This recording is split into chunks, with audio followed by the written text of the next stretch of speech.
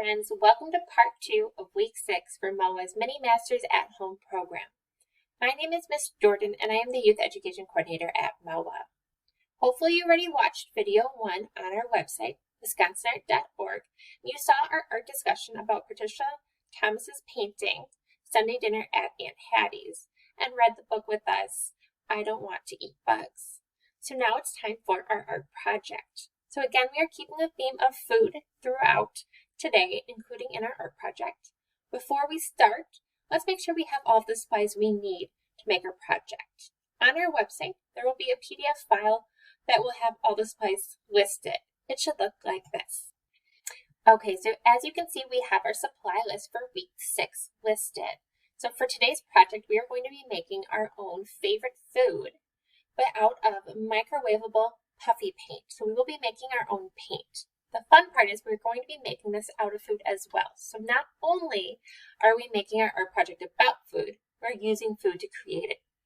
So for our supplies, we need paper plates. I'm just going to use a normal white paper plate. You'll need flour, baking powder, salt, water, food coloring, resealable sandwich bags, rubber bands, scissors, spoons and bowls, and a microwave. It also might be fun to have markers or other coloring supplies. In addition, I have our recipe needed on here as well. I know it's often helpful to be able to go back and reference what that recipe is. So everything is listed here. I will walk you through those step by step so we will know what we need. So as you can see, I'm asking for 1 cup of flour, 3 teaspoons of baking powder, 1 teaspoon salt, and some water. So nothing crazy large amounts. In fact, if you're just making it for one kiddo, I would cut the recipe down by 1/3 so you don't have a ton of leftover paint. So, are you ready to start our art project? Let's walk through step by step. Okay, the first thing we want to do is figure out what kind of food we want to make into art today. I decided to go with one of my favorite foods and make a veggie pizza. We can make any type of food you want. So maybe you want to make spaghetti. Maybe you want to make tacos. Maybe you want to make up your own type of food and make unicorn sundaes. So totally have fun. Figure out what you want to make. Just think of whatever you make to make sure it doesn't get too thick on your plate. So I knew I wanted to make veggie pizza, but I didn't want too many layers of paint. So I decided to take my plate and using markers, make a brown ring around it to look like crust, and then do an inner red ring to look like sauce on my pizza. This way I can just use my paint just to do all the toppings on my pizza. So once your food is ready and you kind of figure out how you want to make that look on your plate, we can begin by mixing our paint together. As you can see, I have all the supplies needed to make my paint. I have flour, I have salt, baking powder, water, I have spoons and bowls and dishes, I have food coloring, I have Ziploc bags and rubber bands, as well as a lot of paper towel. So once I have my supplies, I know I'm going to need 1 cup of flour. And I'm going to put that right in that blue bowl. And then I'm going to use 1 teaspoon of salt, also put that in the bowl, and 3 teaspoons of baking powder. So once we have those dry ingredients, we want to mix them together. Once those are mixed together, we can start by adding water. So typically you'll only need as much water as you have flour. So I use a little less than 1 cup of water for my cup of flour. But just do it slowly, add a little bit, mix it, add a little bit, and keep mixing it. You want it to look like pancake batter. So once I got that to look like pancake batter and get the consistency I wanted to the paint, I decided to figure out how many colors I needed. I decided that I would have 3 colors, so I went ahead and put my paint to 3 bowls. I decided I wanted 1 container to look like yellow or for cheese, 1 container for tomatoes or sauce, and then I decided to make 1 container green to look like vegetables or green peppers on my pizza. Then go ahead and add food coloring into those containers. This is very similar to if you've ever added food coloring to frosting. Just add a little bit, stir it, and keep adding it until you get the color or the shade that you like or want. Also remember, if you decide to use red, you'll need a little bit more so it won't look pink.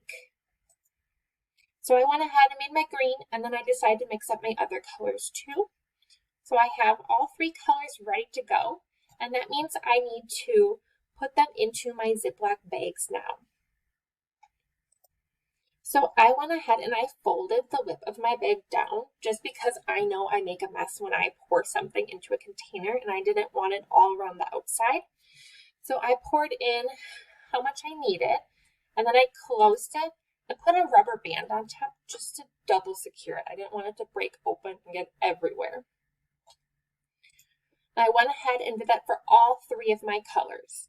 You're going to want to get like a paper plate or just any kind of plate to set your bags on, because as soon as you cut the tiny little tip off of those bags, it will be hard to stop them from continuously leaking, and you don't want a big puddle on your table or your counter, wherever you're doing this. So I went ahead and decided to start with my red, and I cut off just the tiniest little tip, and I decided to go ahead and kind of decorate a little bit so it looked like sauce.